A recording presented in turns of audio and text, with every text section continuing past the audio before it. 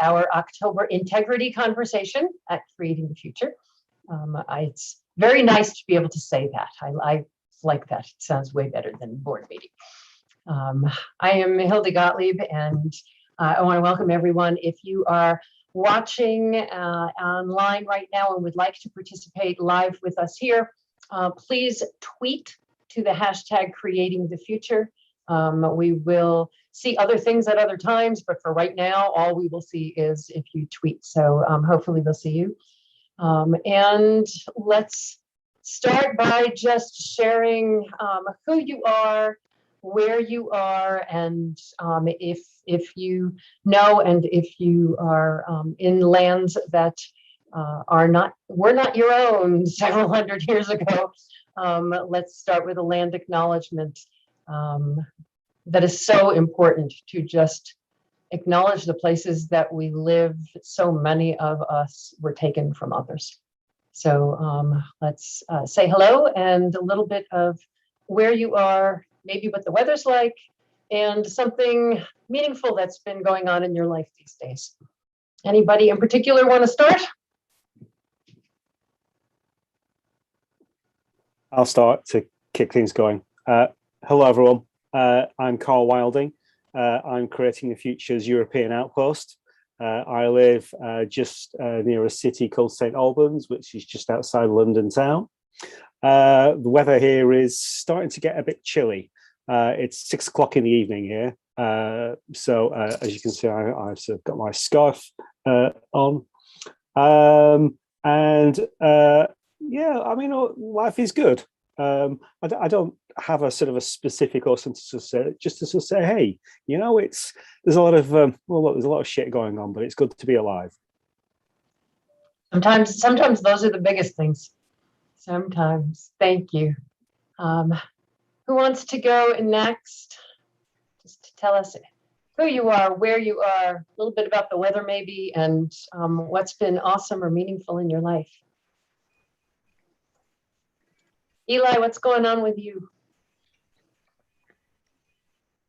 Yeah, so glad to be here. Eli Angote here in San Mateo, California, originally inhabited by the Ohlone people, native people. I am at the moment in a bit of a crisis. We are basically looking to add to our team. We've been very fortunate in the work that we're doing. So I'm having to think very, very carefully about culture and assessing the people that we want to bring into our organization. So feeling very blessed and very fortunate as I create the future for my organization, the values that we aspire to embrace and to promote out there in the ecosystem. Very, very happy to be here. Thank you for having me. Always happy to see you. Who wants to go next? I can go.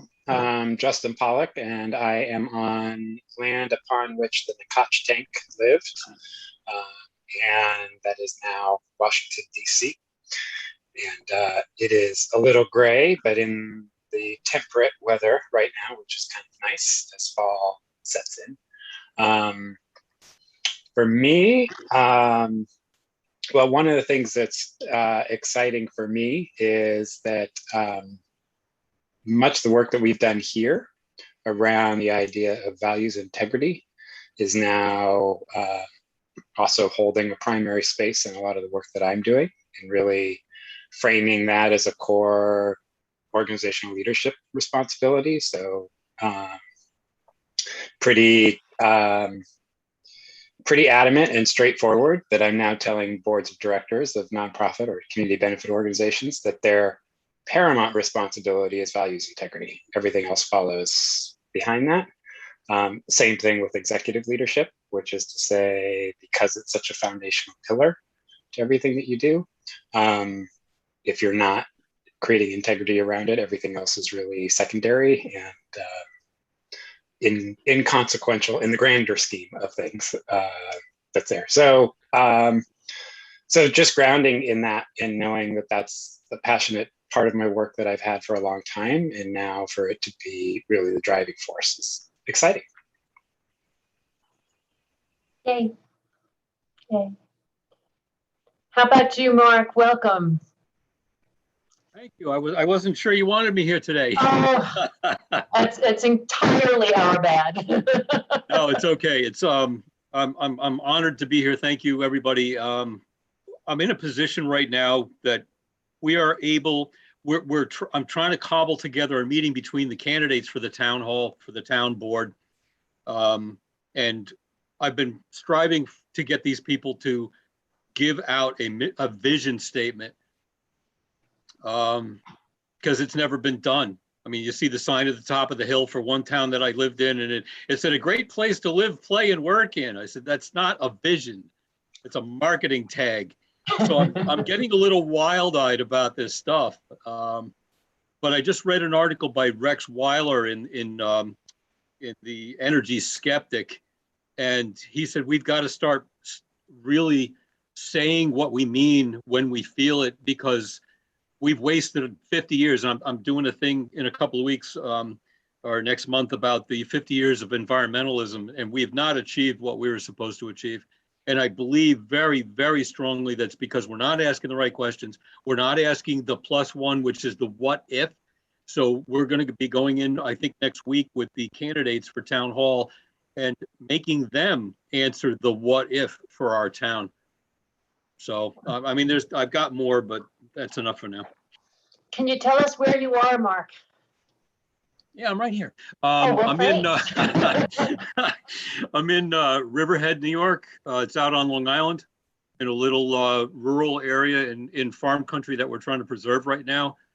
Trying to get the values.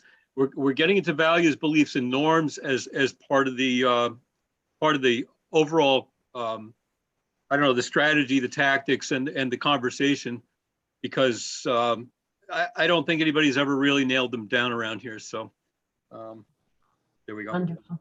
Thank you. Thank you. Jackie. Yes, hello. I'm Jackie Bradley. I'm joining the call today from Michigan, in an area that is traditionally Wyandot in Anishinaabe lands.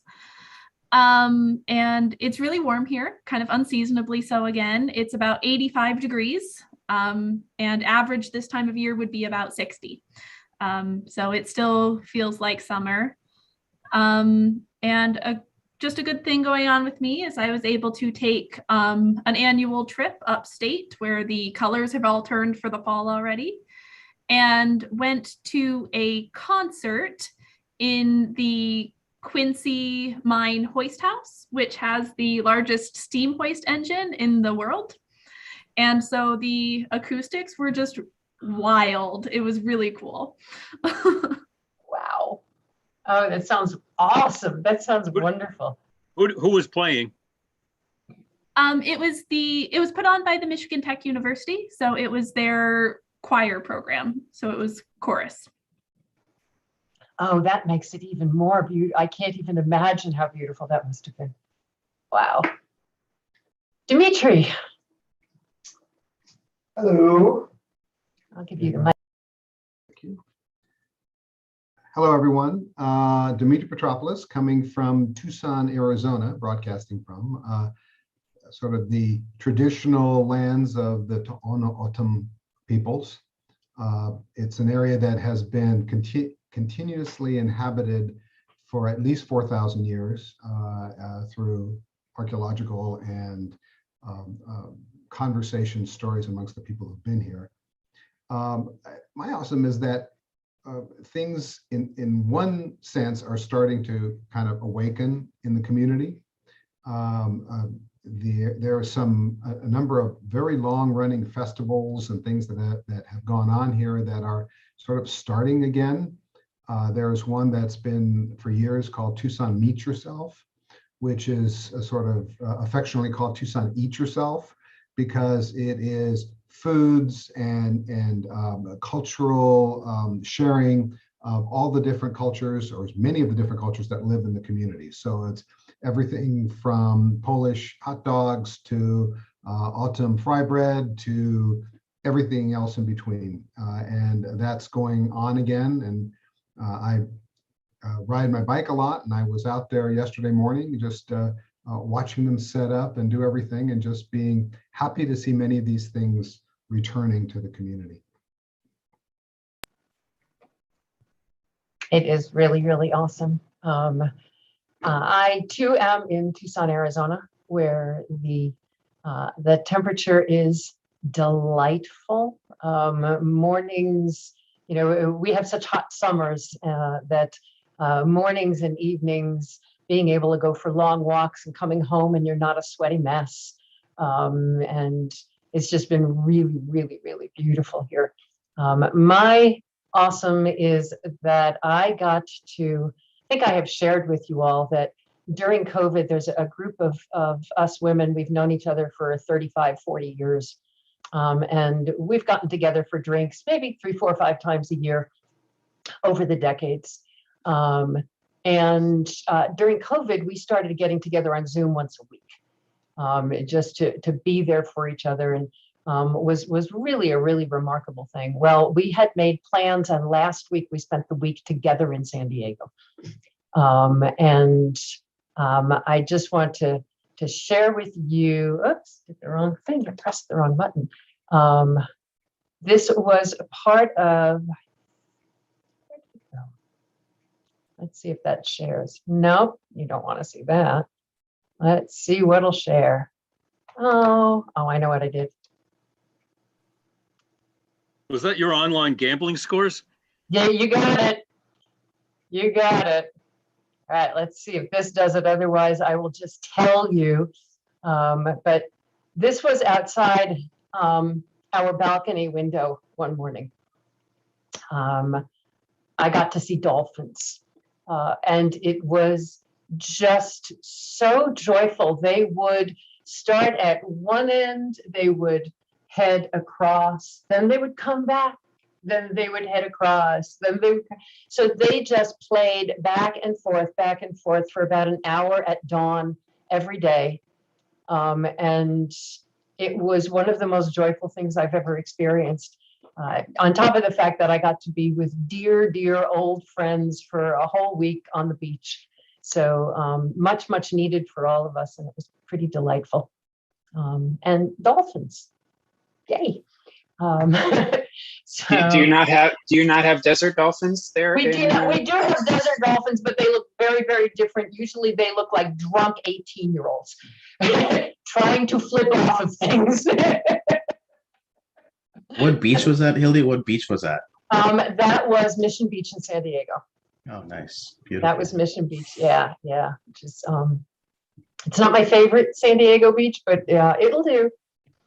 You know, any beach will do, actually. So, I have a quick question. Yes, honey. Mark, are you long, tall Mark in Twitter? I'm afraid so. Okay, all right. I just wanted to be sure that the person who couldn't connect, it was you, and now you're here, so I'm not worried about it any further. So thank you. Yeah, I didn't get through the website or through Twitter. I got through the link you sent for Zoom, so I'm not sure how that all is supposed to work. So, You know.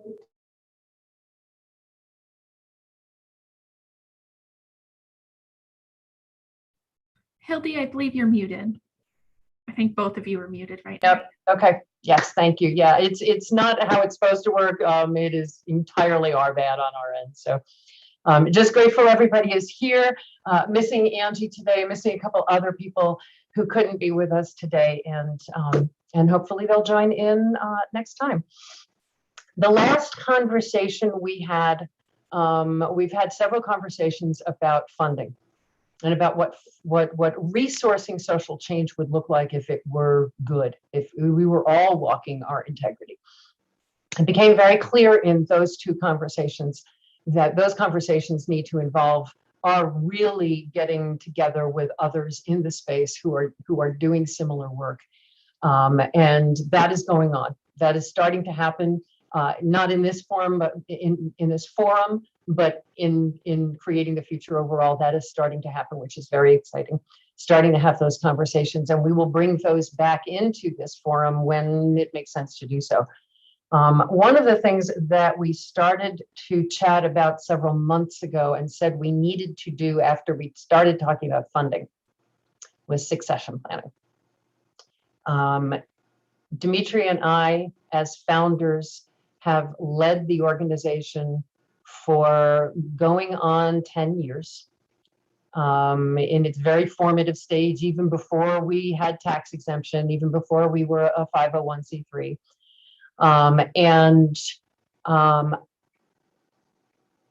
That's a long time.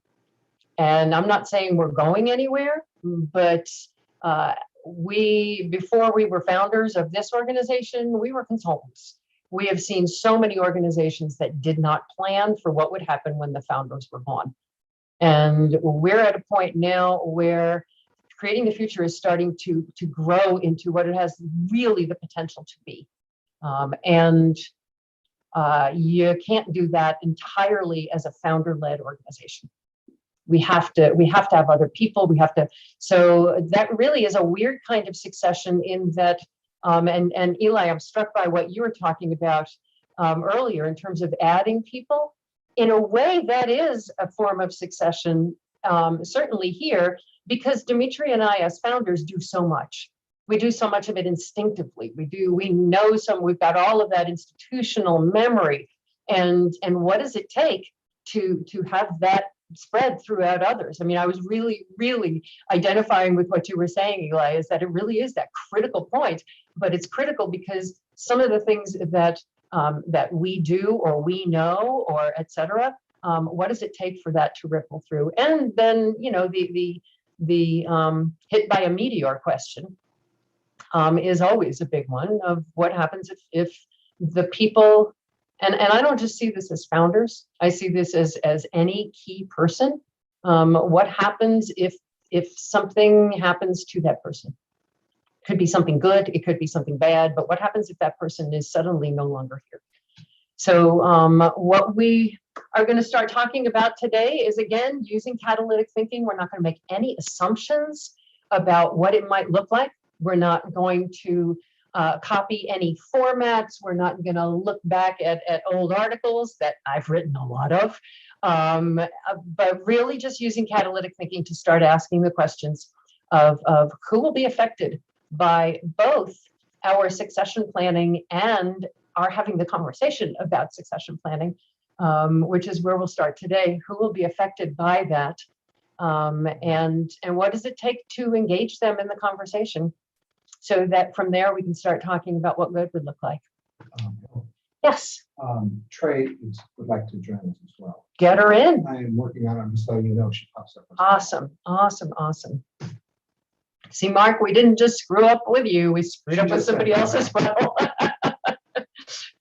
You slighted more people than just me. It's all good. Oh, no. Yeah. Oh, yeah. I deeply apologize. It has been one of those weeks. I'm here. And I appreciate that. And I think Trey is going to be joining us as well. So looking at the whole issue, some people talk about succession planning. Some people talk about succession readiness. Some people talk about succession as a way of being. And even to start having the conversation about that. Who will be affected by our conversation about and our creating a succession plan?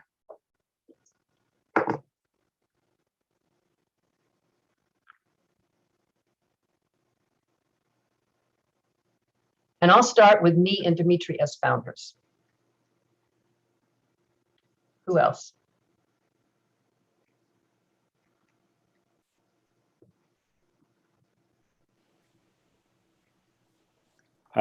I will go next and say, as trustees, because, sorry, not trustees, what, I don't know what the word, sorry, I'm now looking for is, as is the other people on this call, because being very blunt, we are probably in a state of denial about the whole thing.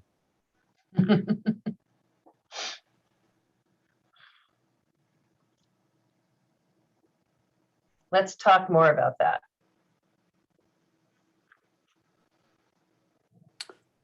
Well, to kick off that bit of the conversation, from my perspective, it seemed you mean all the time I've sort of known the organization has been focused around, carried by, driven by Dimitri and you. And it's conceptually, emotionally difficult to imagine you not running the show. So as a result, we probably try not to think about it. And there are probably some unasked questions around things like, well, how do people like pay the bills and sort of stuff like that, that someone else being responsible for creating the future, it will force into the open those questions, and they're probably uncomfortable at times. So that's probably another reason that we don't talk about this stuff. Yeah, and it's not uncommon for organizations not to talk about this. It is very common for this not to be a conversation. Yeah. Who else will be affected by our conversation, by our planning? Anyone that is stepping into or being recruited into a leadership role. Mm-hmm. Yeah, when Carl was talking, I was thinking that is whoever is recruited to creating the future, or anywhere else. Yeah. Who else will be affected by succession planning? Anyone who reads and interacts with the content that's coming out about it, all the communications, right? Processes and procedures. Yes. We're watching this meeting. Yeah. Well, and I think to sort of continue that, there is a cadre of people who have invested time and energy in the catalytic thinking. They're practitioners of it, that look to support from both leadership as well as just the entity in and of itself. So I think that they will be, they'll be impacted by whomever is in that role and whatever structure develops out of that transition. Sure, absolutely. Mark. Yeah, not to be crass. Is there a list of those people, Justin? Is there the cadre, as you said? Is there a group of people that could become a community of trainers? There are, yes. Yeah.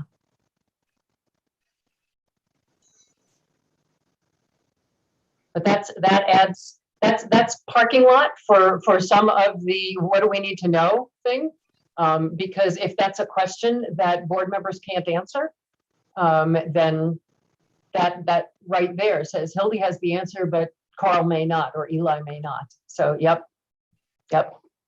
Welcome, Trey. Sorry about any oversight. We didn't do well this week. Let's leave it at that. We didn't do well this week. If you would like to just say hello and tell us where you're beaming in from and whose traditional lands those are, maybe a 2-second awesome. Okay, beautiful. Thank you. My name is Trey. I'm coming in from Treaty 7 territory, otherwise known as Calgary, Alberta, Canada. It's the lands of the Kainai, the Siksika, the Piikani, the Tsuut'ina, and the Stoney Nakoda. And yeah, I'm grateful to be here. Thank you for squeezing me in. Oh, it's no squeeze. Thank you for being here. We're talking about succession planning, and we're starting at the very, very beginning of asking who will be affected by that first question of catalytic thinking. Who will be affected by any conversation we have about succession planning or the actual succession plan itself? So far, we've talked about Dimitri and me as founders, board members who are ultimately responsible for continuing the organization, Carl mentioned that as board members are frequently in denial about succession, which I know has been the experience of many of us. We've talked about anyone stepping into a leadership role, not just at Creating the Future, but anywhere. Anyone who interacts with the content that comes out about this conversation will be affected. Just most currently, all practitioners of catalytic thinking. Who else? Who else will be affected by our conversation, by the plan that we come up with? I have them. Yes.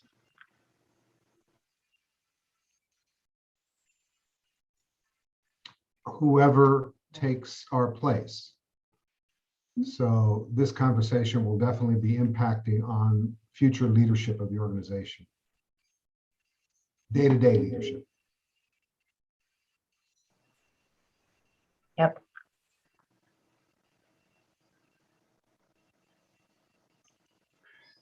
I'm thinking of, there's often the unknown future engaged. And what I mean by that is oftentimes these conversations have some expectation around where the organization is going to go or who it's going to impact. So, whomever we think that expansion base is, that sort of next circle of people being influenced by or engaged with the organization that are not yet, but are on the wish list. Huge, yeah. Well, and that raises for me, we talked about anyone stepping into a leadership role anywhere. I think this is a huge issue for board members and trustees anywhere. And I think it's not just nonprofit and social enterprise community benefit. I think that succession is an issue everywhere for the people who have to hire those people. So the board members and others, people doing the hiring.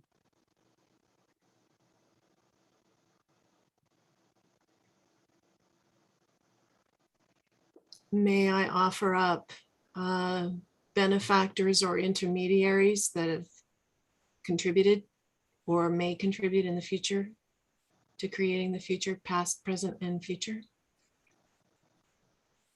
Absolutely. And are you thinking financial contributors or? I usually think of contribution in the sense of resources. That can be financial, but it doesn't necessarily mean financial. Sort of in the spirit of collective enoughness. Great.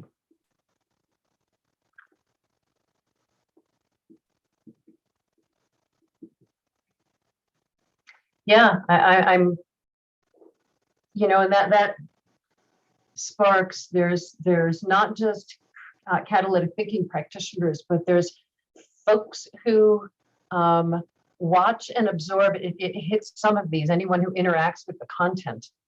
There's folks who watch and absorb from the sidelines. We don't know who they are. They don't step forward. They don't raise their hand. But I'm always surprised at the number of people when I meet them who say, "We love your stuff." And we have no idea that they're out there. We read your newsletter, we watch your videos, I'm always surprised at that. So I think that there's that ripple effect, Eli, you had mentioned, anybody who interacts with the content. Yeah. Who else? Who cares about succession planning? Ooh, lots of things just popped to my mind when I said that. Who cares about succession planning? Don't keep us in suspense. Academics and nonprofit resource centers and social enterprise hubs and anybody that teaches stuff. Succession planning is sometimes part of those classes, those workshops, those whatevers.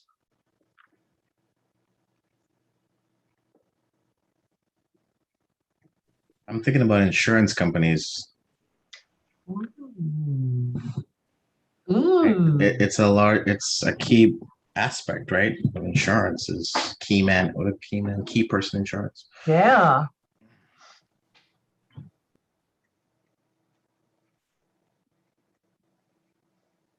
Who else cares about succession planning?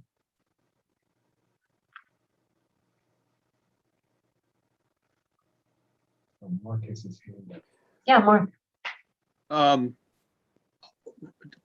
Coming off of that, Eli, I remember something from a lot of years ago that insurance companies were the ones that paid out when 7 executives died on a plane crash. It was a big case 30, 40 years ago that I remember. And they required their companies after that to create a succession plan so that we've certainly got one for the federal government. We've what's it called? The line of whatever. The line of succession, yeah. Succession. So those plans are out there. They're very formal, I'm sure. But the insurance companies were the ones that drove cross training. They drove naming successors in case of disasters like that. So they may be the ones that actually have some of the documentation that we need for that. Not to recreate all of that, but some samples, if you will. I'm sure the Ford Corporation, never mind the board, and I'm one of the Ford's great grandsons. That kind of succession planning. I'm thinking more formally based off of what Eli just said. And then I'm thinking wildly that a lot of the nonprofits that I'm involved with are very, very small, 3, 4, 5, 8, maybe 12 people. And succession isn't part of the discussion at the local level. I know the Nature Conservancy they may have discussed it, but I think it's more of a political backroom. Who do we pick? Who would we take next? Those conversations are at the next level up. They're not at the local office level. And then I'm struck by the single owner, if you will, of a nonprofit, the founder of a nonprofit, like my friend Kevin. He's the only guy. And I'm thinking maybe the Coastal Zone Managers Association, if there is one, would be the people to be in touch with to talk about replacing Kevin. So I'm just throwing it out there from large to medium to small. Those are the impacts. Wow, thinking about organizations that are just one person and a board of 3 or 4 people that are family members that support that person. Wow. Yeah, Dimitri. Yeah. I'm thinking about other organizations that share the mission of whatever entity is. So if all of a sudden, you mentioned the one person, Mark, you made me think about this, you mentioned the one person organization, but they have other organizations potentially that do the same thing or want to do the same thing or in a community or even on a national level. If one of these organizations drops out and suddenly it's not there, it's going to impact all the others as well. So it's folks who have that, I was thinking about a food bank that shuts down, but they're not the only one that has the issue of food independence as part of their mission. So it's there's the interdependence around an issue, around a mission. Wow, that's huge. It has me thinking. Our local food bank has affiliations with, I'm going to say 30, 40, 50 other organizations that work with them. And that if something were to happen to the CEO of that food bank, that every single person in that 40 or 50 group range would be concerned about what's going to happen, who's going to lead, how is that going to change what they're going to do. Yeah, I think that's huge, Dimitri. Thank you. Well, I think along those same lines, and I think what Mark and Eli were also touching on is just the operations continuity. So any entity that the organization has a contractual relationship with, that has to come to a person. Corporate status, all of, so in thinking about this, there's not just the succession, but the continuity piece, which is, who are all the people that are going to have to now be in negotiation with a new individual, which is also what you were talking about, Hildy and Dimitri, around programmatic partnerships. But there's a lot of just that structural, contractual, operational stuff that is usually the most complicated. Like that's when someone new comes in, that's the hardest part, is figuring out all that stuff. Yeah. Yeah. Anyone else? Yeah, Carl. I was just trying to think what Vu would say if Vu was here. And Vu would sort of probably make a comment about how, because there isn't any succession planning normally goes on in organizations, that there isn't the thought goes in about how do you avoid just having the usual suspects sort of take over and sort of almost sort of a Buggins turn, and that this is contributing to the sort of the lack of change that we all know about, that is a problem for our sector. So in that sense, this isn't just about affecting sort of us as a cadre of sort of potential sort of people that can sort of like fulfill these roles. There's also that impact in terms of the sort of the wider dynamics of what the role of our sector is, and the fact that we have to think much more. We have to think forwards much more about these sorts of things. Huge, yeah. Mark. Yeah, right off of that, Carl, I'm thinking we've got the what if in front of us. I mean, that's what started it all, right? What if? And then I'm thinking about 2-year limits in our town hall. It's good for some things and it's not good for others. It's not good for continuity, but it's really good for getting the bad seeds out of there every once in a while. I'm wondering if we're asking the wrong question. Not who's going to do it, but how is it going to get done? Yep, it's often the question. I may have shared with you all that we met a long time ago with a founder of an organization, and we asked, and it was clear that the entire organization revolved around this founder. And we asked if they had a succession plan, and she said, "Yes, I have Joe." And I went, "Oh boy, oh boy, oh boy." But that also brings up, Carl, the whole equity issue, the whole issue of, and that is especially pertinent when something happens out of the blue, when people feel they're in crisis and they reach for the first person that they see. And I think that that's really, really important to look at the whole equity issue. In that the whole diversity inclusion issue as part of it. Huge. Yeah. Dimitri. The question, who else is affected, and sort of keying off what Mark said, what else is affected? And what I'm thinking is there is a strengthening of mission, process, whatever, because if you're going to have a successor, they need to know all of that. This is, we've sort of skirted around this.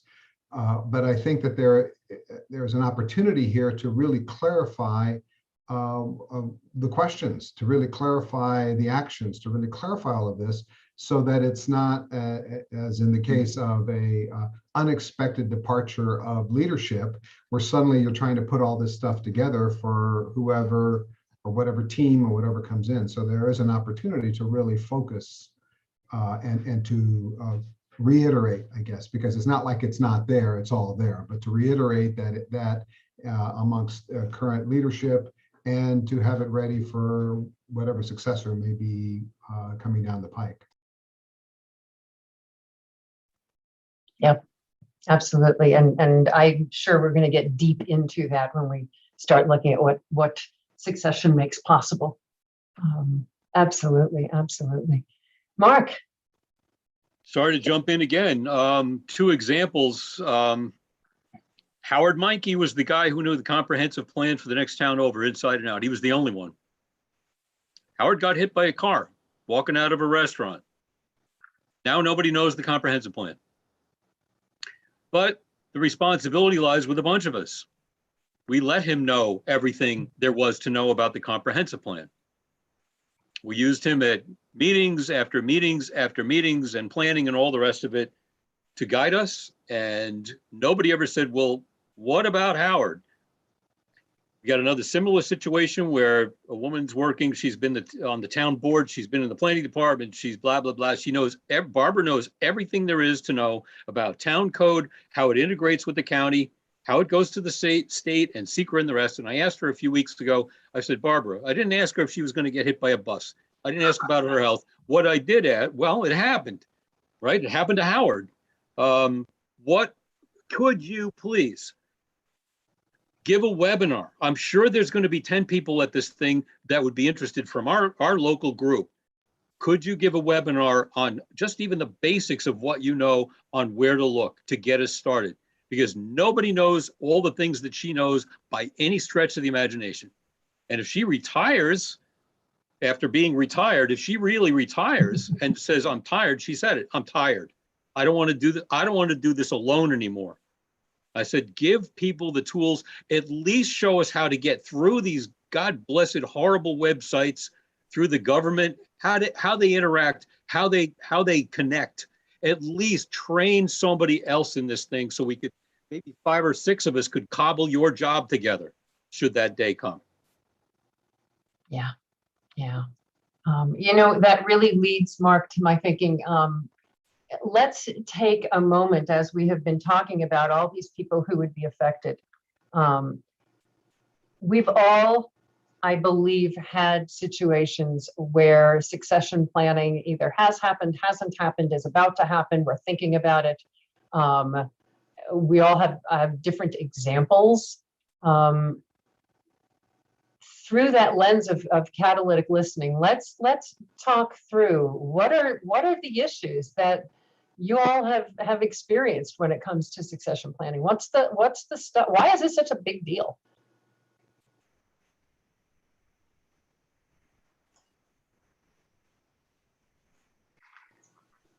I think there is a natural tension between acknowledging transition and controlling transition. What I mean by that is, I think, Mark, some of what you were sharing, there's this deep, like we can't do it without so-and-so. And that's always existing. But the fact of the matter is we will do it without so-and-so, or it just won't happen. And I think that part of it is, we don't give enough room for the people who are in a leadership position to be able to candidly speak about what they need. Not only in their transition, like what they need to be able to do, but also what they may perceive needs to happen from a leadership role of the organization. So I think that we tend to, going back to some of what Carl said, there tend to be blinders. We just sort of say, well, and so we don't actually spend enough time really thinking about the leadership capacity issue just in general. And then I think, and in so doing, we don't actually allow leadership to really craft what the next leadership is. And so then there's this reactive control component, like, oh, well, we need to make it under our vision. We need to make it under our perception. I always laugh that when I don't do it much anymore, but when I hear organizations talking about transition, I'm like, you got to know if you're a Toyota. And if you're a Toyota, don't go shopping for a Lexus. Like, you got to be honest with yourself about, and oftentimes succession is used as a transition and pivot point as opposed to a continuity point. And I think that's actually incredibly disruptive to an organization. So I don't know if that's exactly what you were asking, but. I'm not entirely sure exactly what I was asking, but it's clear that there's issues coming up. So I think that let's just talk about what those issues are.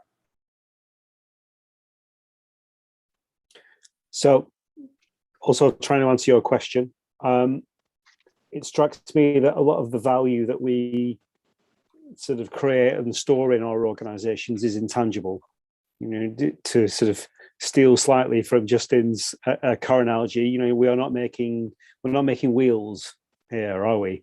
A lot of the reason that our organizations succeed is embedded in the actual individuals, because it's their knowledge about what works, it's the relationships that they hold, because so much of what we do is about relationships.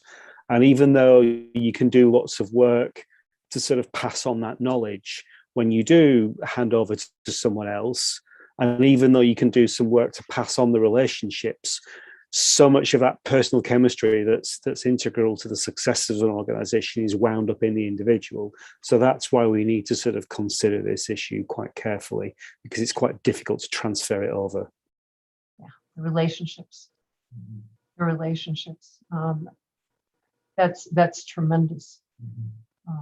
You know, some of the things that people in key leadership positions do, you know, it's like, oh yeah, when that happens, I just call such and such. But that's not anywhere. Nobody knows that. You know, nobody knows, unless in many organizations, unless someone is a cash donor, no one knows who the volunteers and in-kind donors are. Yeah, that relationship piece is huge. What else? Why is succession planning such a big deal? What have you all experienced? What's been? So there's a couple of mindsets. So frequently, when there is a point of succession in an organization, it leads to a reactive response. So, and by that, for example, if there is a change in leadership going on, if all of the work hasn't been done ahead of time in terms of establishing mission, vision, who we are, how we operate, do whatever, it's very easy to say, well, we've already tried A, let's go do a B instead. Let's see what happens if we do something completely different, you know, in an organization. So it becomes sort of a reactive response to that moment, that opportunity. And frequently that leads to all the things you're talking about in terms of loss of continuity, loss of relationship, loss of whatever, in order to get this new face that's very different than the old face that's coming in leadership. Big stuff. You know, one of the things that especially in teeny tiny shops like this is, just things like, you know, you started to mention it earlier, Carl. Where are the bank accounts? What are the numbers on the bank accounts? Where are the passwords for the numbers on the bank accounts? Who's our accountant? I mean, some of the real basic stuff that when you've got a tiny cadre of people, you know, that's the big stuff. You know, you started to say before, you know, who writes the checks or how do the checks, you know, it's like, I mean, you know, how many credit cards do we have? I mean, sometimes, you know, sometimes the questions I remember in my old consulting days, I used to ask the staff, who knows where the keys are? Oh, well, the ED shows up every day and she opens the door and nobody else knows where the keys are. Oh, yeah, they are. They're on Mary's key ring. That will be helpful. So sometimes it's just like the stuff.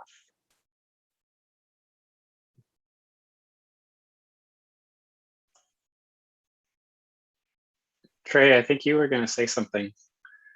There was some overlap with you and Dimitri. Oh, that's okay. It's not a problem.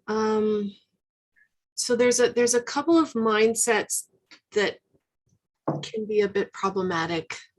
The first is this idea that there is a leader, that there is one person who is leading, and there's this idea that succession planning is a 1-to-1 ratio.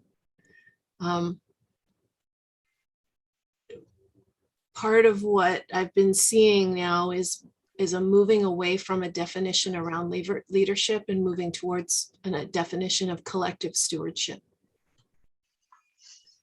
And what does that mean? And what does that look like? And instead of it being about succession, like it's a moment in time, which is, again, problematic in and of itself because it's rooted in this belief that change is an event instead of change being a process or an evolution and a constant. That there's the discussion is now around what they're calling succession readiness, right? What is the readiness of the collective in terms of the flow and how those relationships and bits and nuggets of information get transferred as part of a broader flow instead of an all at once, like this idea that it stops and then it starts. And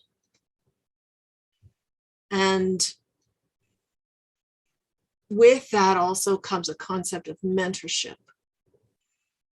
So, and it's actually harder on the founder or the owner of the company than it is on the successors, and I will use the term plural, the successors that step in, because there is a point at which there is a line, but that line is more for the founders than it is for the people who are coming in. Basically, the people who are coming in, and I'll say a minimum of 3, so that there's always triangulation in the leadership. That when you have the triangulation in the leadership, then what can happen is the founders literally step away, are completely hands off.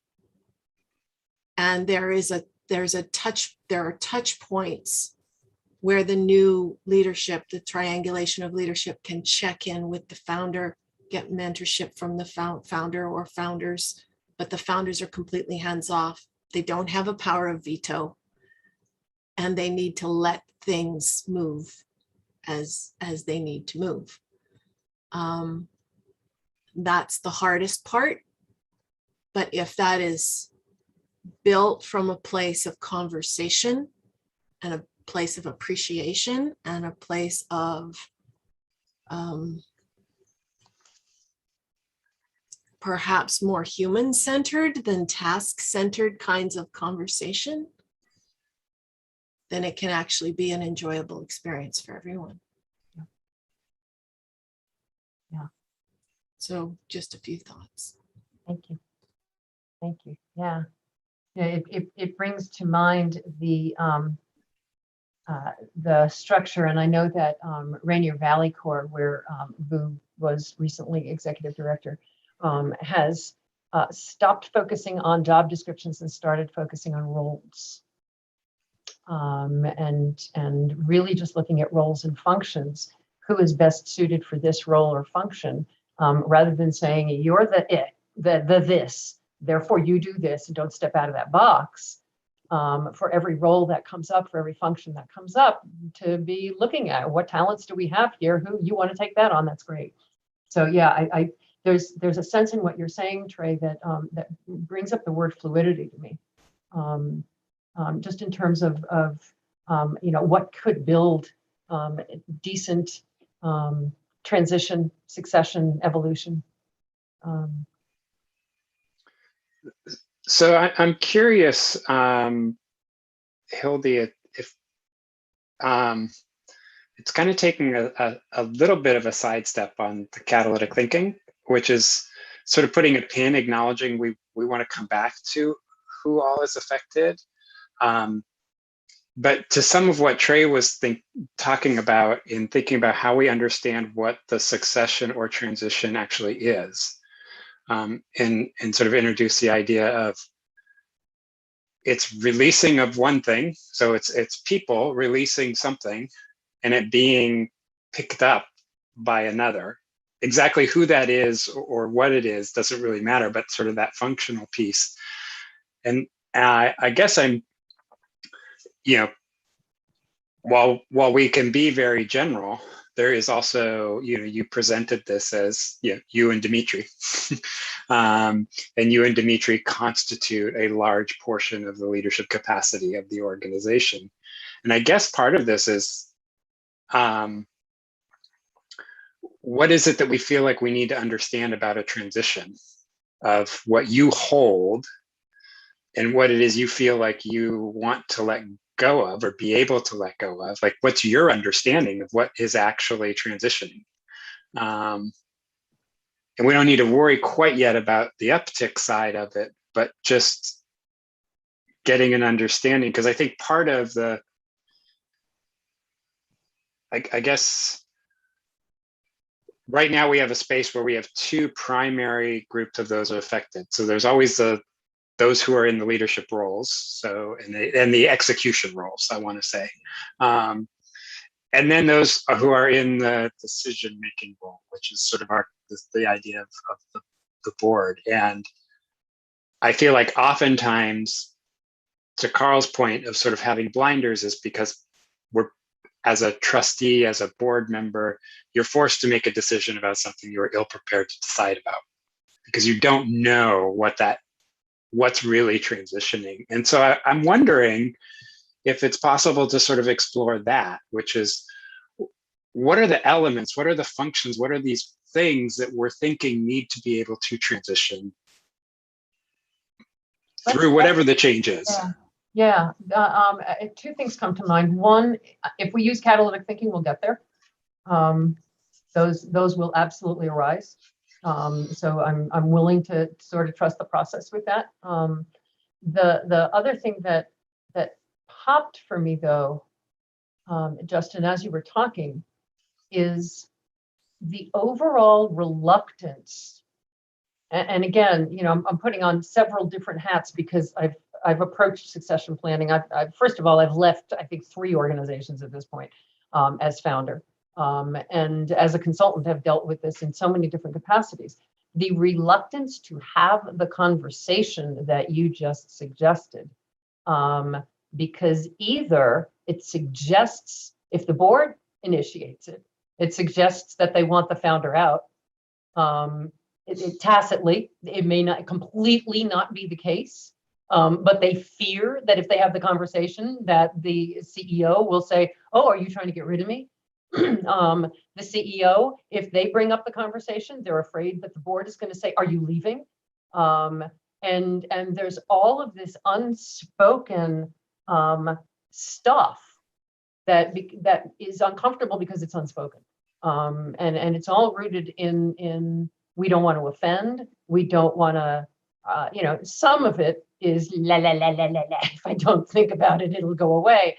But I think there's a bigger thing about not being, we don't want to offend each other in asking the question or raise fears or et cetera. I think that's a huge piece. And it gets back to, you know, we talked earlier and Trey brought up the whole issue of succession readiness at all times for all roles. So that conversation is normalized. It's not a conversation that happens once or twice in the lifetime of an organization when they fear the founder when they fear a key person may leave.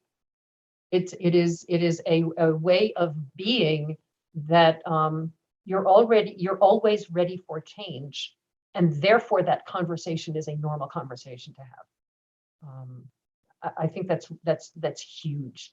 And it's, you know, what does it take? What conditions need to be in place for that to be a normal conversation, and a normal way of being? And I think it's especially important. There's a huge generational shift going on.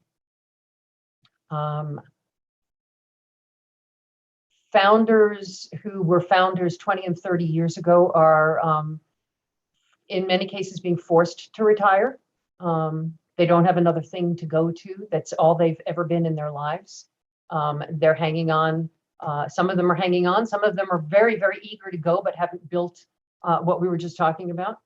And then if you look 30 years younger, if you look at millennials, they're not holding on to stuff, especially if it's not theirs. So social entrepreneurs, it's my business, I'm holding on to it.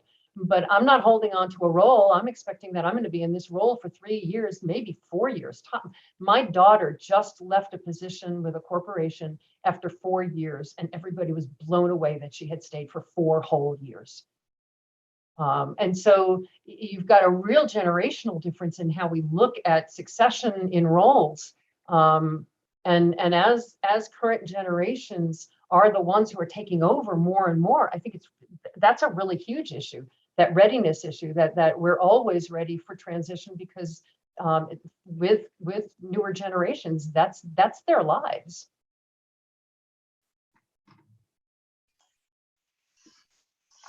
So I guess I would add a class of people as we're thinking about this, which is those remaining through the transition. Again, in whatever role, but we don't always think about those who are left as a role transition,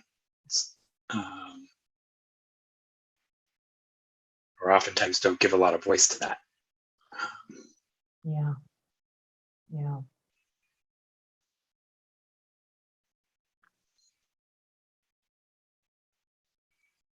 And that comes back to that whole question of relationships.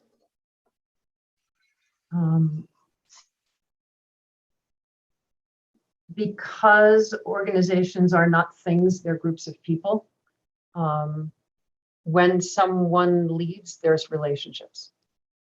And there's the feeling abandoned, there's the can I go with you? There's the, oh, thank God they're gone.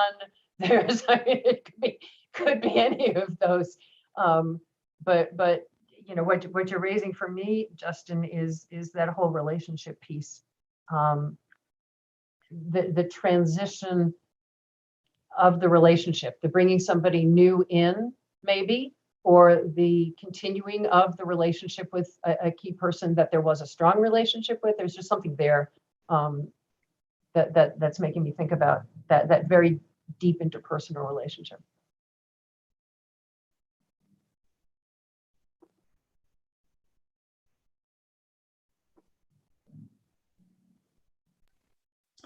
So for me, I keep thinking about the stories, kind of the founding stories and the reasons why the founder or the leader started the organization, and capturing that. We've got these estate planning clients who have a new tool. An estate plan is a bunch of documents, right? We've seen a few links here that kind of document the whole 9 yards, but some of the estate planners are doing like these videos where the parents talk about how they met each other, so that the parents of the guardians who will take care of the kid will know, right, in a deeper, more visceral way, who they are as people. So I think if you're going to be, passing on more than just what to do, and it's a much deeper foundational understanding of who the people are and what the values are.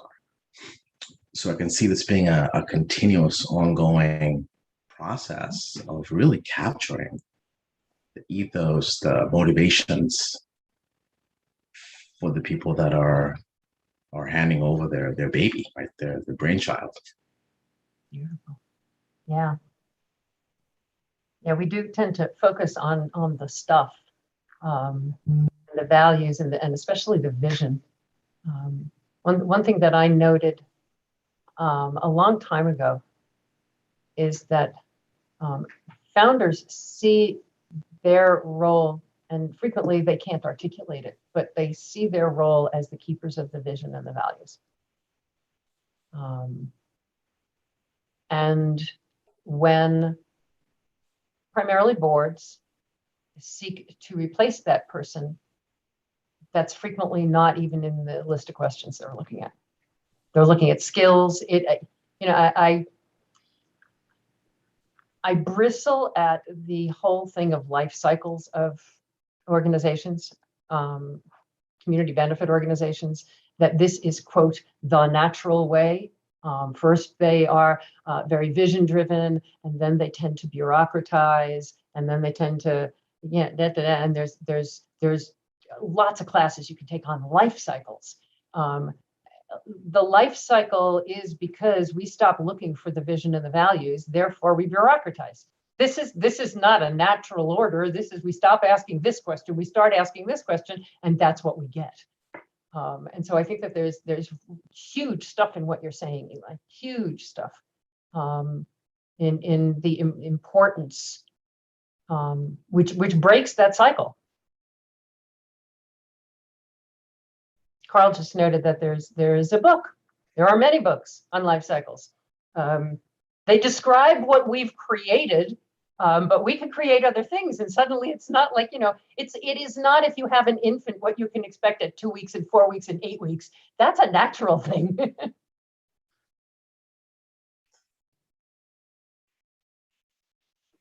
Well, so I guess for folks, are there other affected groups or classifications that we want to call out as we're thinking about this? Is that, to Eli, to your point, do we name visionaries? Like, it doesn't really matter where they are in the process, but do we sort of do we name that, label that as, a type of person or a role that someone might be playing that we want to be conscious of and giving attention to? I'm scribbling it down as keepers of the vision. I love your switching it, Justin, from a person to, it could be a board. It could be, who is holding space for the vision, the values. Another for whom occurred to me, another who will be affected. And that is family-owned businesses. And I'm thinking of that a lot because I have a friend who has a family-owned business and is trying to figure out how to transition. And the questions are exactly the same.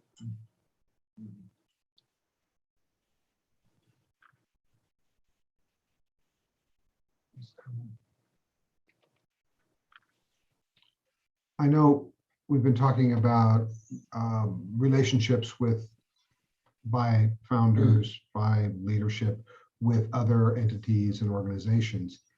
And just maybe drilling down to a more fine point, thinking about vendors who you have a relationship with, which may be purely transactional, but yet it is a relationship that is always established with people one way or another. And therefore, that's going to be affected as well. My favorite insurance, we've talked about insurance here for a bit. My favorite insurance agent is Molly, and she works at da-da-da-da-da. We've had a great relationship, and anytime I pick up the phone, it's really a legal relationship for insurance, but they're still going to be affected because there's people that are interfacing that relationship.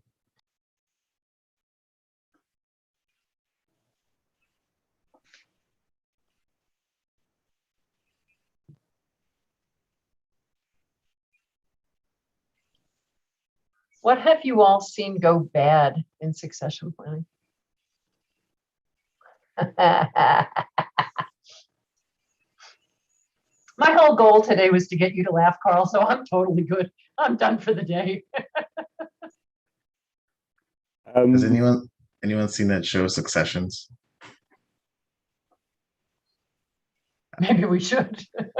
As bad as it gets, but I'll let Carl talk. I guess this comes back to the whole idea that there's a 1-to-1 ratio. So 2 instances that I can think of where the succession planning process or the succession readiness process began. And partway through the process, the person who thought they wanted it decided they didn't want it anymore. And then the whole thing had to start again from scratch. And it's particularly sticky when the successor or the intended successor is a family member, going back to the Holy Family Business arena, where the successor is presumed or expected to be the next generation of the family, and they go, don't wanna. And then the tension that shows up in the family as a result can be Permanent. interesting. Yeah. Yeah. And there, I think it's a huge conversation. There needs to be opportunity for dissent. There needs to be opportunity for exit. There needs to be and wouldn't you much rather find out early on when the founder is still around than later on when the proverbial you-know-what is hitting the proverbial fan? So you know how before I talked about the CEO who said that they had a succession plan, it was Joe? Joe left. That's Trey, you brought up the moral of the tale. Joe left. Mark? It just struck me that we are in the middle of a very large campaign. I don't want to call it a campaign because it's not that organized, for succession planning for farmers. And we're in a farming community. We've got 12th generation here. We've got 7th generation. We've got 5th generation. And we've got 1st generation. And these people are the ones who chose to be farmers. They weren't chosen to be farmers. And we're finding out across the country, I know, that farmers' kids don't want anything to do with this kind of work. It's too hard. The weather is becoming more unpredictable as they were gambling before. Market forces, especially with the dairy farmers up in the Midwest, Wisconsin, we know they were dumping milk at the beginning of the pandemic. Slight margins. The market forces are being the biggest one.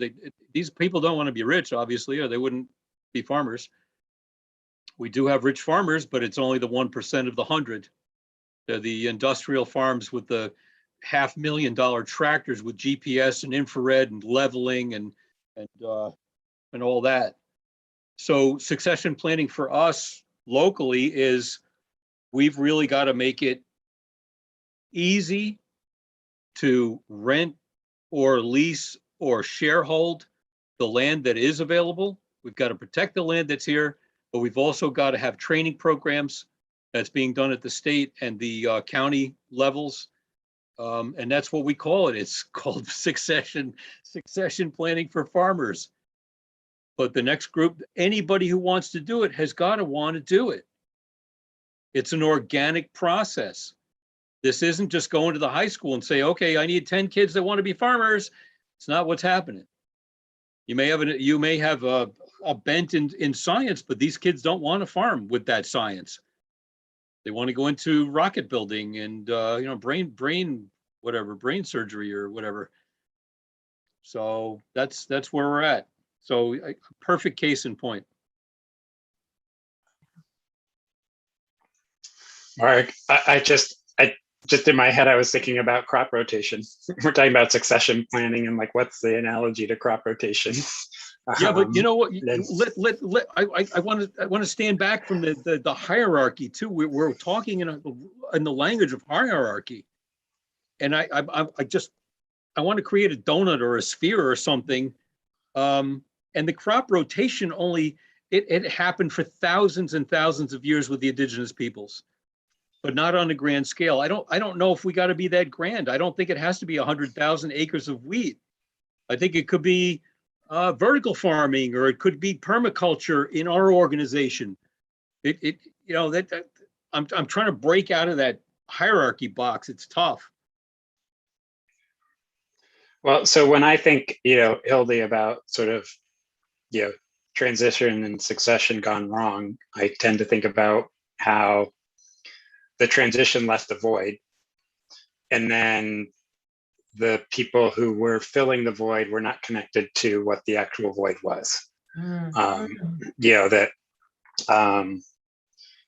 and so I think there's a part of this, which does go back to sort of what I was saying before, is oftentimes when people leave, they are done. Like they're done. Like they have another job that they're transitioning to, or they're burnt out, or so the capacity to be able to think about what it is you are leaving and the nuances of that is lost. It is simply just I'm gone. I'm not going to tell you everything that I'm relinquishing or stepping away from. And then there is the frantic, you know, there's the mechanics of figuring out the process pieces, but then there is also the leadership void, which is what do we need as character and values and vision in this role? And oftentimes that is not co-created by the people who are most affected by that. So usually when it's a larger organization, you know, and the staff has no real say in who that replacement is and really defining it with any significance. So it does bring me back to, you know, as we think about that succession readiness, that we are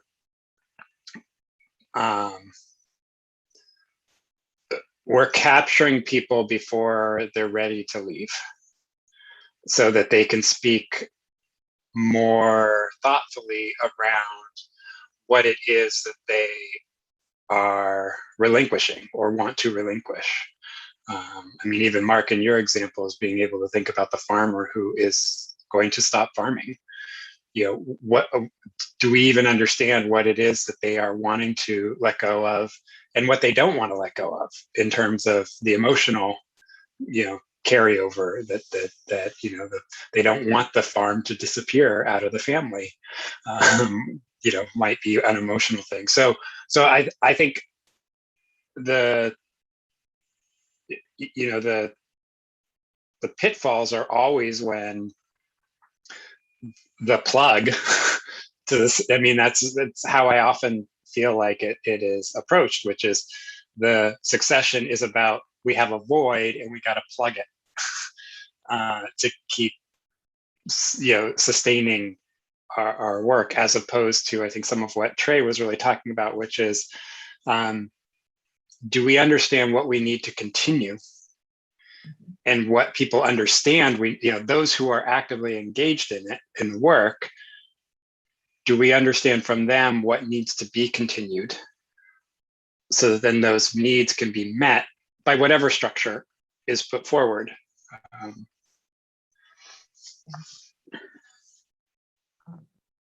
Yeah, a couple of thoughts are occurring to me, and one is just an example of it just went bing, bing, bing when you said that the transition is leaving a void, and the people filling the void are filling the wrong void,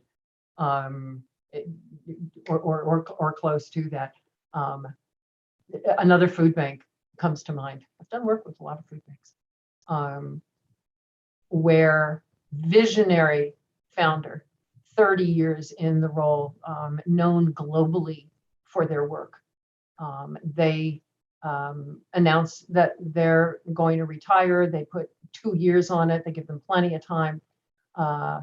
Board and staff pull together a team to come up with a job description. The job description is then brought to the board and read aloud. And the staff people are not in the board meeting, because in a classic boardroom, you don't have the staff there, you just have the board there. And the president of the board, after hearing the job description for the CEO of a food bank, says, What's this social justice bullshit? And the board member who was on the team writing the job description says, well, the staff wanted it in there, so we gave them that. And it just, when you said, Justin, that they're filling a void, but it ain't the void that's actually being voided. The founder was clearly a social justice advocate, which is why they were known globally. And the board was ready to fill it with, like a CPA. And nothing against CPAs, but they're diametric. So that's just one thing that popped to mind when you said that. So I was appreciating what you said.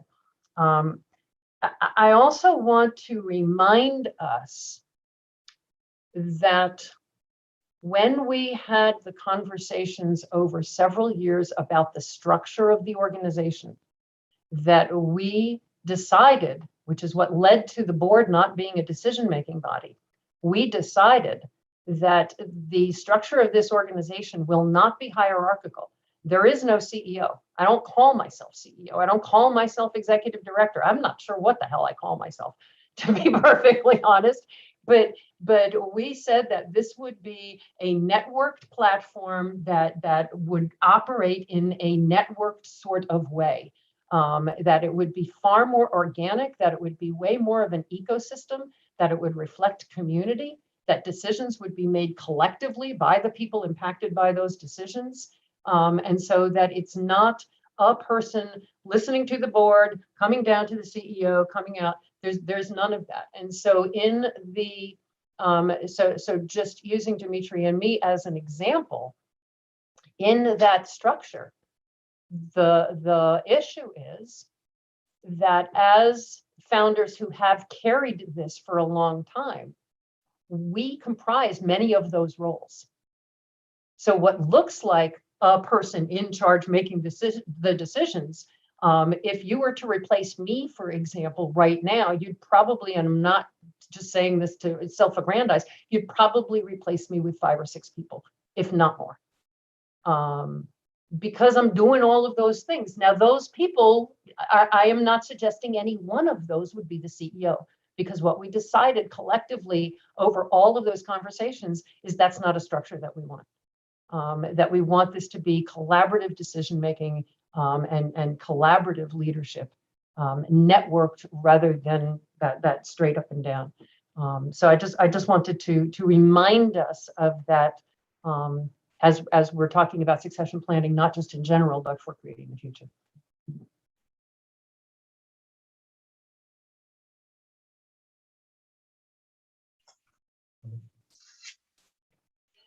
I know this is jumping the gun, I'm also but thinking it'll be, about oh, go when ahead. you have an organization that's like creating the future, the stakeholders are part of this conversation, need to be part of this conversation, whoever they are. And because they're really the team that's making all of this ultimately happen, or can help this to happen. We were watching over the weekend the last episode of Ted Lasso. Big fan of that show, whatever, won't get into it, but one of the things that happened in that particular episode was they were going to do a spoiler here? Darn. Are you going to spoil this for the people who do not want you to spoil this? In any event, there was an event that happened. And it had to do with succession planning, and we'll move on. And it exemplified a lot of what we were talking about in terms of stakeholders. So if somebody wants to know specifically, contact me directly. And or watch the final episode of the season. And well, after you watch it, I'll tell you what I was talking about. So thank you. I've heard great things about the show, so thank you, Hildy. I want to check out that show, so thank you for saving that. You're keeping the mystery. You're raising, though, the stakeholders being part of the conversation. That's tremendous and doesn't happen. And doesn't happen. I mean, the closest I've ever seen is an advisory group. And they're usually muckety mucks in the community. They're usually bigwigs. And that only happens with, like hospital boards and those kinds. What I was reminded of, Hildy, you don't need to switch it, was the board situation, the food bank situation, where the staff, who are the stakeholders, I mean, who are the implementers and the stakeholders, were not part of the conversation. Yeah. In terms of what ultimately happened. There is, it's going back to what Trey said about mindsets and presumptions, and some of what, as I'm listening to you, Hildy, which is we kind of get caught in replacement theory, and if we actually just release ourselves and say we will not replace the person who is there, whether the role is the same. I mean, even if it's a one-to-one transition, there is always this sort of presumption of, how will we replace so and so, and that built into that is what we have is the best, and that's not a judgment, but I mean, what it's presuming is we are where we're supposed to be, which may not be true, and we may be at the best because of the personnel that we have. And so for that reason, it feels like it's irreplaceable. But I mean, if we flip that switch to say we are not presuming to replace anybody, we are presuming to, as Trey was saying, fill capacity that's needed for this entity in whatever way, shape, or form. That whether it lives in a person, a staff member, a volunteer, a partner, doesn't really matter. But what we need to know is the capacity that is necessary, that's there. So I do think that for those that are affected, particularly very closely affected by the transition, there needs to be that acknowledgement. This is maybe the one instance where it's not about the person. I mean, it's about people, but it's not about the person and replacing the person. It is about that continuity of capacity that's necessary. Yeah, huge. And the continuity of values. The mission, the vision, the values. And there's also something very, Trey before used the word evolve. There's something very evolutionary when I think about it, because again, I come back to our whole discussion about organizational structure. What creates change generally is not organizations, but movements. Organizations supporting movements, and movement-like is community-like, is ecosystem-like, and we've structured organizations like kingdoms and fiefdoms and military, and you want to conquer the people next door, it's great for that, but there's something organic and evolutionary in the way that you're talking about it, Justin, that Trey's been talking about, others have been talking about. There's something that feels whole and feels human in a bigger sense. It feels just, it feels community, it feels organic. I'm not entirely sure what that looks like, but that's part of what I'm excited to explore as we start asking the questions and next time in terms of what good looks like and what good would look like for all of these people.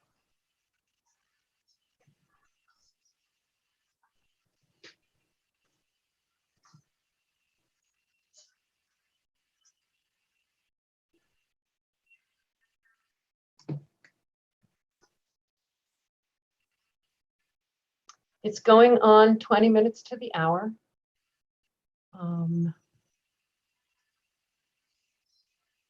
Let's take a moment to sort of step back and reflect a bit. Next time we will start going into the second question in catalytic thinking of what good would look like. And I'm thinking that we will have a lot more people in that conversation. That will be a bigger conversation. But let's step back, and if you took any notes, take a look at your notes. If something popped out for you, if you want to circle it, take a deep breath. This has been a big conversation, and just share what's standing out to you in our conversation today.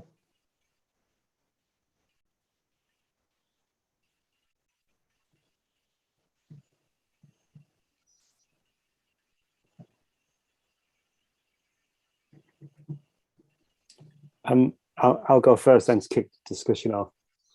This may sound like a strange thing to say. I never, ever, in creating the future conversations, feel uncomfortable. But today I do.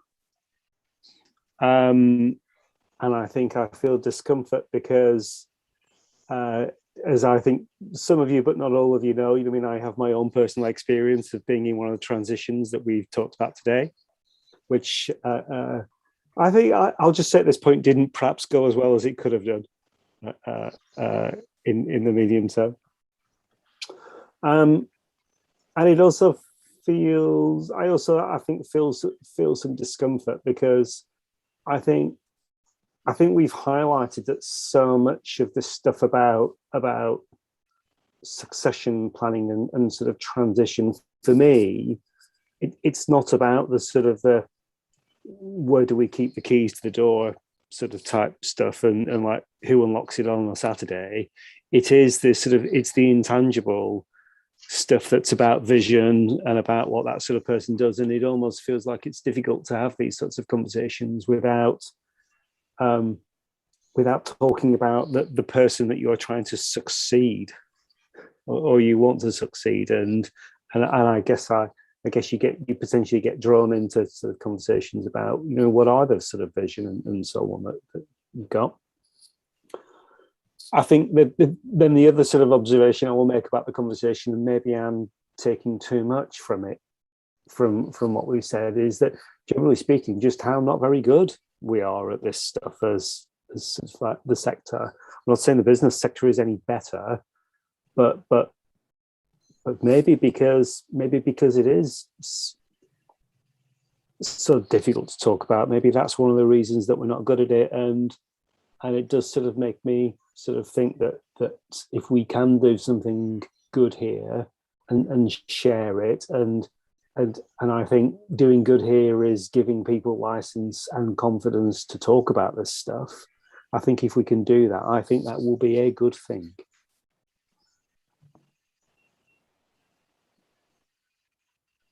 Thank you.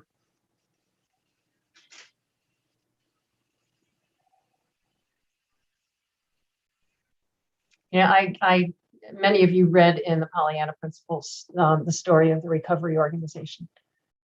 They became the poster child for just about everything you could do badly. They're just like my touch.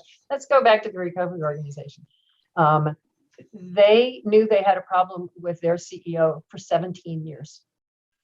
They knew they needed to get rid of their CEO for 17 years, and had tried all kinds of things.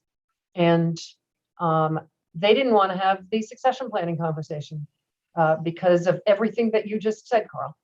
And for all of those 17 years, that CEO never took a vacation. And by the luck of the gods, when we were working with them, she was going to fly on a plane overseas. And it gave me, the outsider, the ability to say, if heaven forbid something happens on that plane, what do you want your legacy to be? And it opened the door to them finally being able to have the conversation. But I'm struck, Carl, by the reluctance to have the conversation. This was a group that knew they needed to get rid of somebody who truly was dragging the organization down for 17 years because they didn't want to have the conversation. Yeah, thank you. What else is standing out to y'all?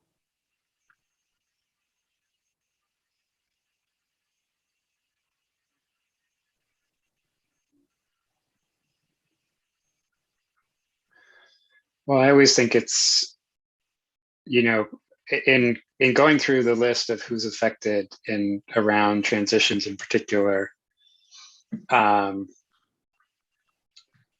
think there's an overemphasis on the outgoing and the incoming, and not actually the rest of the ecosystem. And it's really the rest of the ecosystem that is the real, that's what's actually changing or being asked to change or adapt. And so I think I appreciate in this that we're giving grounds to acknowledge that it's, that succession again it's more about the people who are staying in relationship as opposed to the people who are leaving or entering in relationship.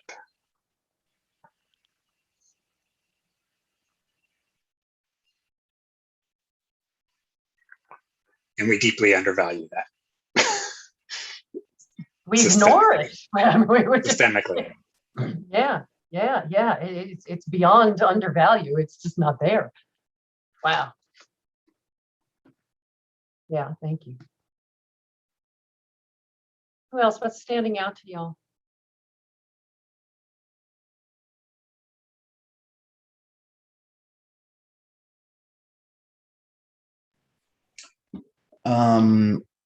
I'm thinking about estate planning and the fact that most people don't do estate plans. That's kind of one of our core businesses, and it's the most painful thing you'll ever do is talk about your demise and how you want things to, who gets what, right?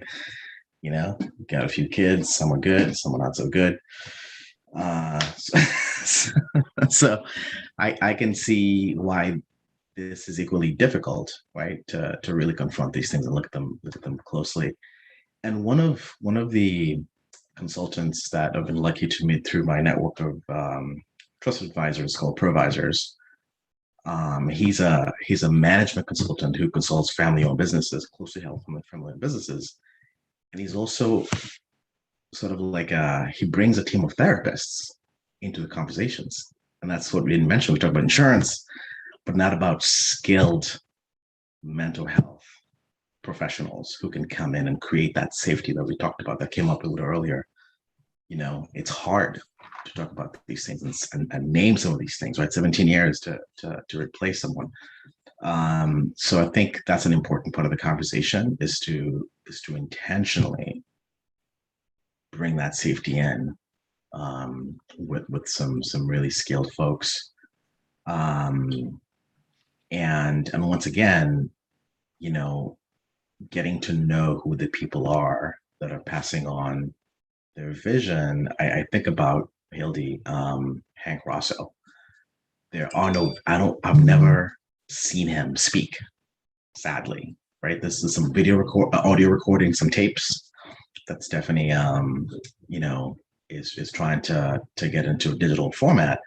But I would have loved to see the man speak and kind of like envision him in action, right? We've got his books, we've got the school, but who was he? What was he like when he spoke to people? So I think commemorating that intentionally and documenting that as part of those, not what the systems are and where the keys are placed, but really intentionally recording these, the core people expressing an interview of sorts where they're being asked questions and that being documented carefully to help those who are coming, those who are staying, to remember why this is in place.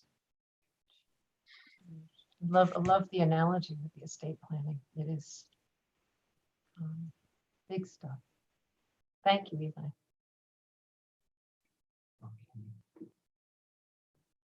Go ahead. Eli, I was going to comment, and one thing I was thinking about is something you talked about earlier was this very topic. And what it made me think about and reflect on is the idea of celebration of what has preceded.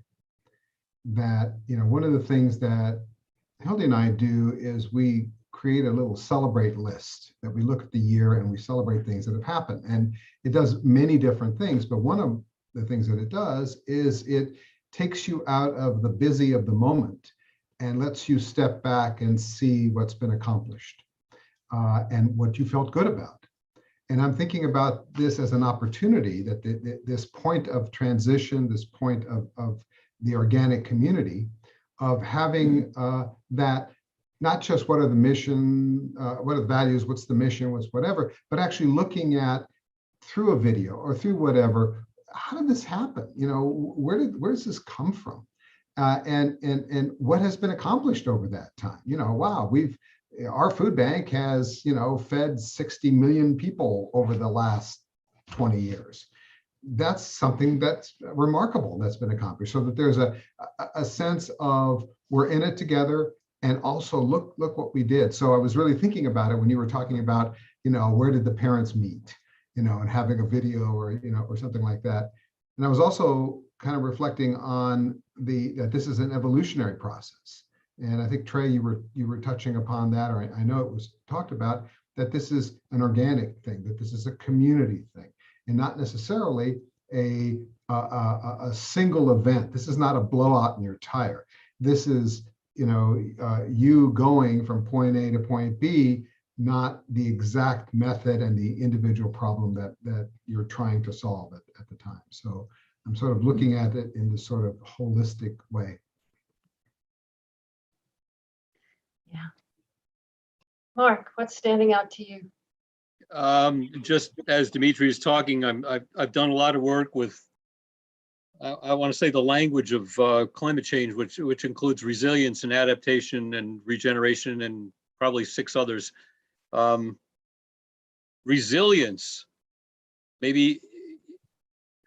is reactionary. It's when the storm comes and knocks down a bunch of trees, you call the police, you call the electric company, you call the guy with the chainsaws, you clean it all up, and that's process oriented. Whereas adaptation is more outcomes oriented. So maybe I'd like to see what we'd like to see as the outcomes of this discussion. Where would we like to be in a year, 3 years, 10 years? And work not from process, but more from outcomes. What do we want to say? And not goals, because we've talked about the metrics of the food bank before. Yeah, we did 30,000 pounds in a week. Well, what does that mean to the people? What are the outcomes of that work? Yeah, looking forward to that next conversation. Trey, what's standing out to you? It's a bit of a bunny trail. Go for it. So, you know, what's actually coming to mind for me is the idea of transition inside of the LGBTQ community, and how the community acknowledges it, perceives it, supports it. There's a whole richness of learning there that is really, really amazing. And one of the definitions of transition that was posed to me was the distinction of living in between no more and not yet. And how important it is to acknowledge what the no more is. And not that it has to be about pushing against or any of that kind of energy, but perhaps coming more from an energy of simply declaring. And what does it mean to sort of be in the declaring? When someone wants to be addressed as they instead of he or she, or wants to be addressed as different or distinct from what their physical body may have been born as. There is this real sense of the naming and the acceptance of the community in the midst of the naming. And I think there's something in that. And I don't know what it is, but that it just feels, it feels like this little thing over here that's kind of going, hello, like, let's talk about this, but I'm not quite sure why. And I just really value the perspectives of the group and the openness to just riff on things and see where the riffing takes us, being in that unknown place. So gratitude, and with that, I'm complete. Thank you. Jackie, how about you? What's standing out to you? I'm thinking a lot about, I believe it was Justin's description of secession, of some people setting something down and then another group picking it up. And I really like that. I'm also thinking, as a part of that, how are we talking about those things that we maybe want to leave behind? What are those things that maybe don't need to be picked up? What are those battles that have been won and can be left, so that we can continue to kind of move and grow beyond just where we were before, and kind of how that piece is coming into the conversation as well. That's a big one. Yeah, wow. I've seen organizations that are fighting battles that were won 40 years ago, thinking they still have that battle, because culturally they've become about that battle. Wow. That's huge. Huge. Anything else that is standing out to folks?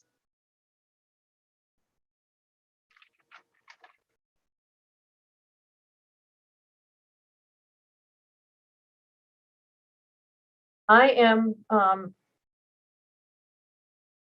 I'm just feeling really, really good about the conversation overall, for all the reasons that you all stated for the past 2 hours. That these are conversations that we don't generally have, that can be uncomfortable. There's something powerful in letting catalytic thinking guide the questions, because it moves us away from the reactive questions. What are we going to do if something bad happens to Hildy and Dimitri? That's the reactive question. If Hildy and Dimitri are hit by a bus, how will we replace them is what this one, that's the reactive question. And there's something powerful in looking first at, we would not have come to, probably the most important people affected are the people, as you said, Justin, who are not Hildy and Dimitri and the people sitting in this boardroom. Probably the people most affected are going to be ripples out. I love that the questions lead us to start with thinking about everybody as humans who are going to have those human reactions. It feels very powerful, and I'm really, really, really glad we had the conversation about the horror stories that we've all seen and in many cases personally experienced. So those things are standing out to me. Next time, we will be better about getting invitations out to people more than 5 minutes after the meeting starts. Apologies to Trey and to Mark, and B, such deep gratitude. You all just add so much to the conversation, and thank you for that. And we will be diving into that second question in catalytic thinking of, what's the point? What does good look like?